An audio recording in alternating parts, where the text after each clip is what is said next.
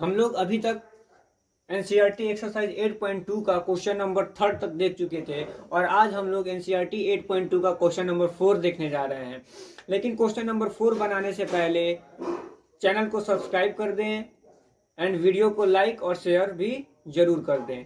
तो बढ़ते हैं अपने क्वेश्चन नंबर 4 की तरफ। एंड क्वेश्चन नंबर 4 का जो हमारा फर्स्ट क्वेश्चन है उसको देखते हैं कि क्वेश्चन नंबर 4 का जो क्वेश्चन है वह क्या है। यहाँ से देखेंगे कि जो क्वेश्चन नंबर हमारा 4 है वह है state whether the following are true और फॉल्स, जस्टिफाई योर आंसर।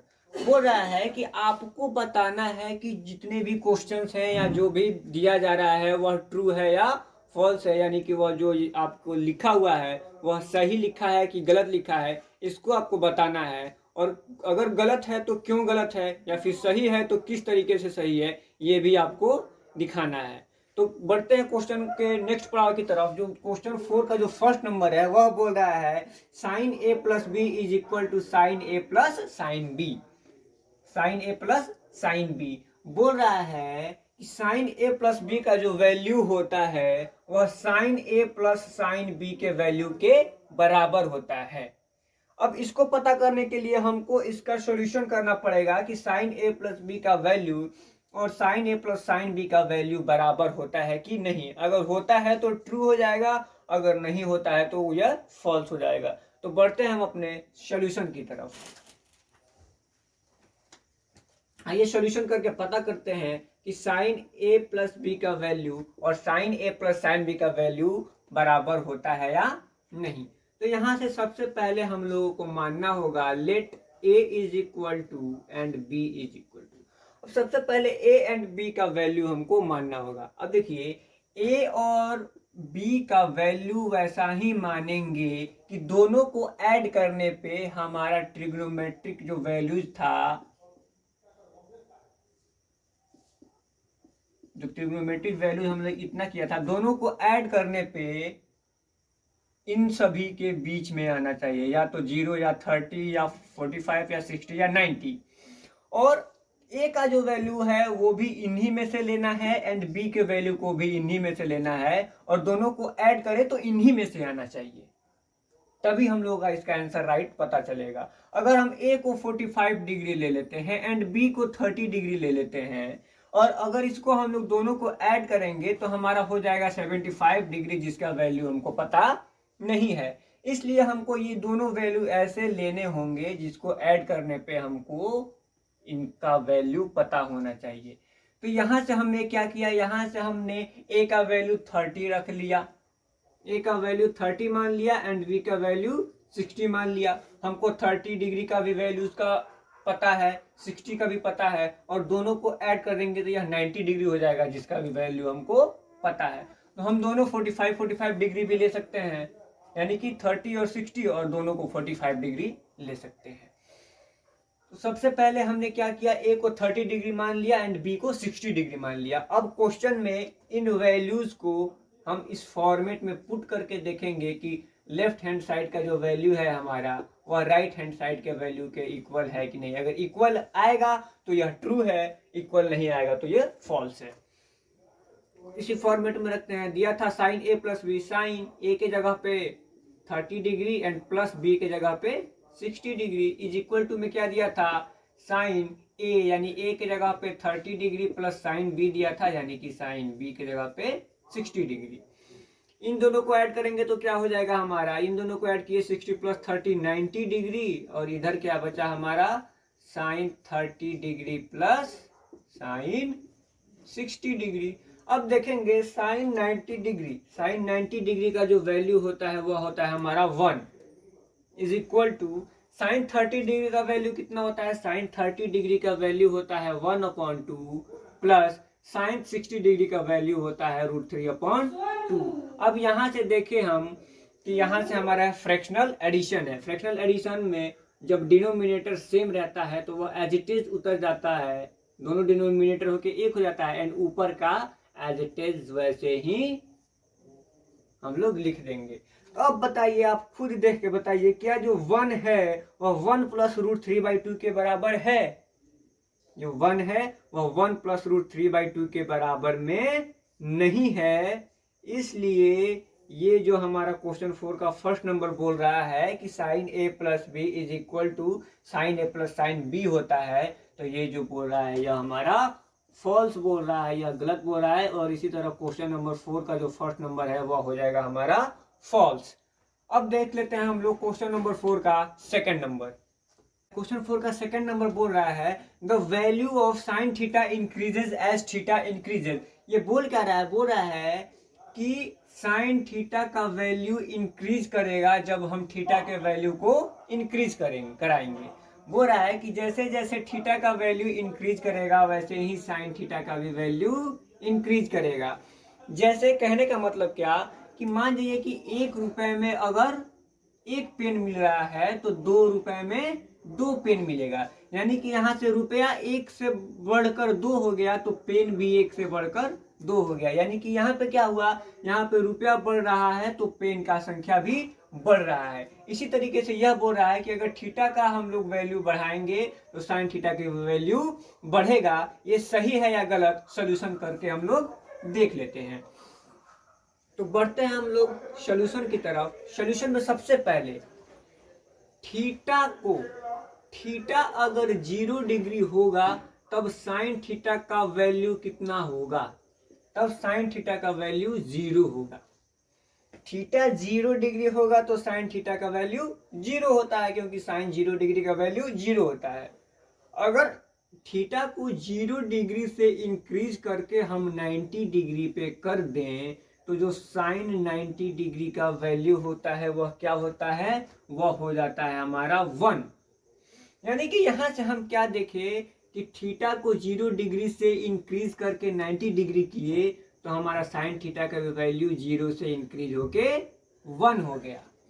यानी कि थीटा को अगर 0 से बढ़ा के हम 90 डिग्री यहाँ पे कर दिए तो हमारा जो साइन थीटा का वैल्यू था ये भी 0 से बढ़ के 1 हो गया। तो ये जो हमारा बोल रहा है the value of sine theta increases as theta increases, ये बिल्कुल सही बोल रहा है। और इस तरीके से क्वेश्चन 4 का जो सेकंड नंबर होगा वह हमारा ट्रू हो जाएगा। जो क्वेश्चन 4 का हमारा सेकंड नंबर है वह हो जाएगा ट्रू।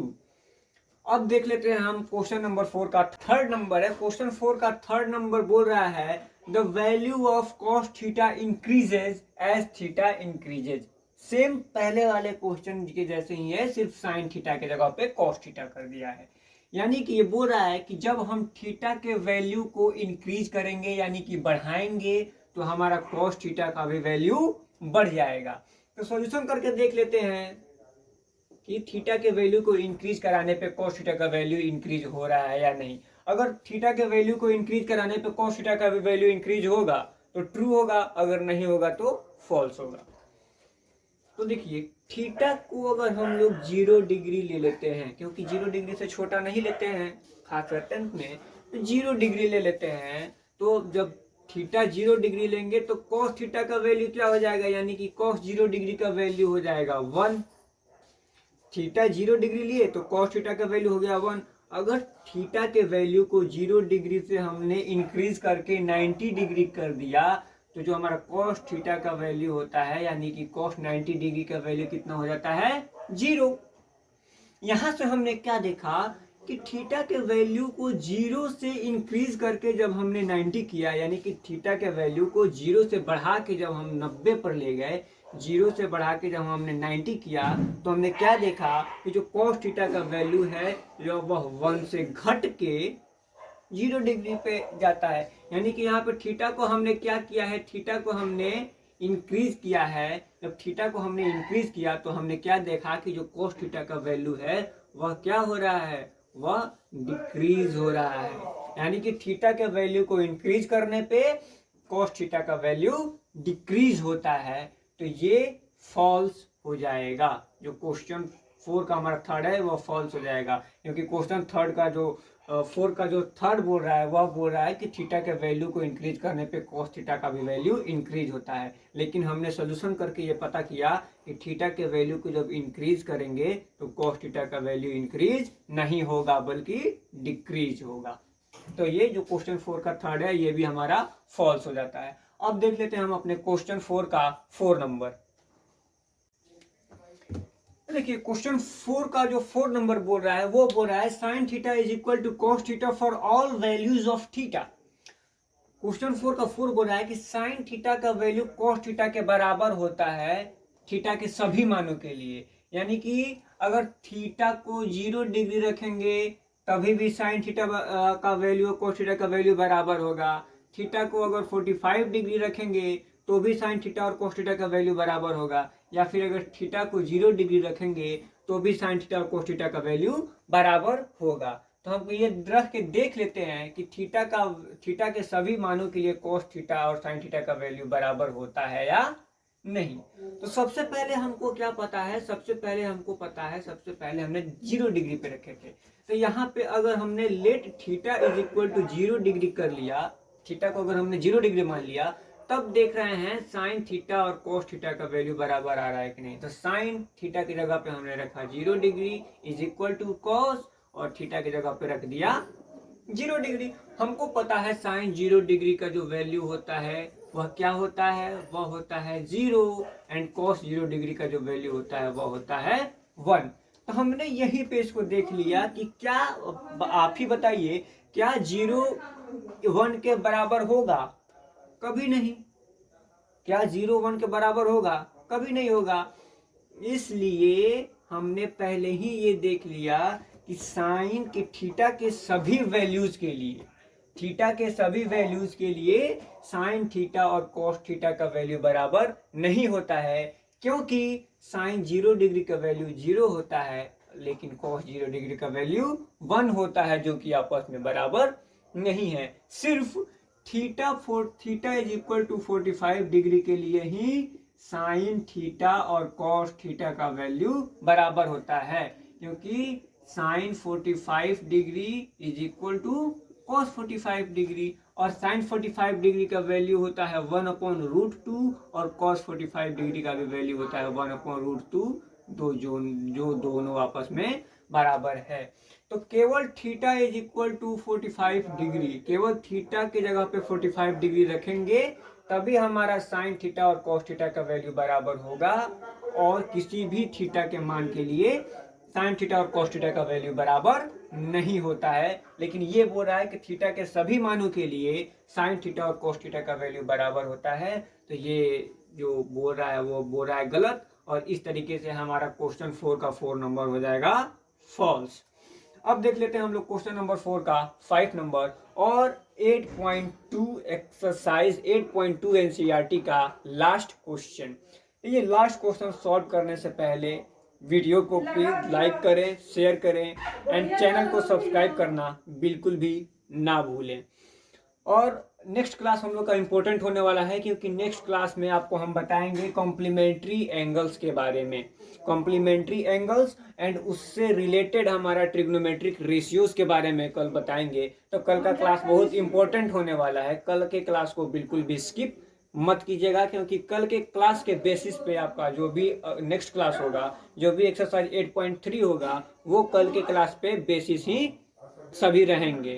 तो अभी हम लोग देख लेते हैं क्वेश्चन 4 का लास्ट नंबर, यानी क्वेश्चन 4 का 5 नंबर और इस एक्सरसाइज 8.2 का लास्ट क्वेश्चन।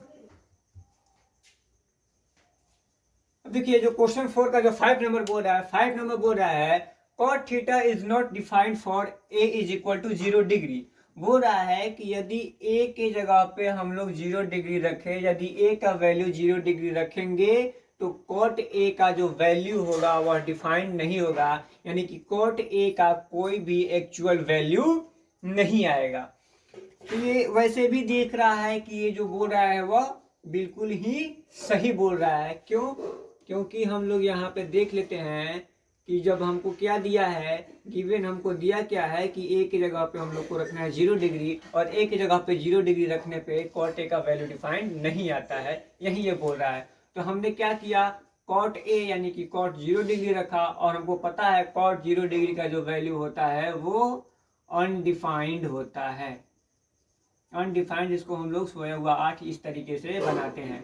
तो हमको क्या पता है कि cot 0 डिग्री का वैल्यू अनडिफाइंड होता है, और ये भी सेम वही बोल रहा है कि यदि a को हम लोग 0 डिग्री रख दे, a को अगर 0 डिग्री रख दे तो cot a का जो वैल्यू होता है वह डिफाइंड नहीं आता है। ये सही बोल रहा है। ए की जगह पे 0 डिग्री रखने पे हमारा कॉट ए का जो वैल्यू है वह अनडिफाइंड आ रहा है। तो ये जो क्वेश्चन 4 का जो 5 नंबर है वह हो जाएगा हमारा ट्रू, वह हमारा ट्रू हो जाएगा। और इस तरीके से आज आप लोगों का एनसीईआरटी एक्सरसाइज 8.2 का चैप्टर जो था एक्सरसाइज 8.2 वह आज बिल्कुल ही आप लोगों का समाप्त हो गया। एंड कल कॉम्प्लीमेंट्री एंगल्स के बारे में बताएंगे और उसके बाद आपका एनसीईआरटी एक्सरसाइज 8.3 स्टार्ट करेंगे। तो फिलहाल के लिए गुड बाय।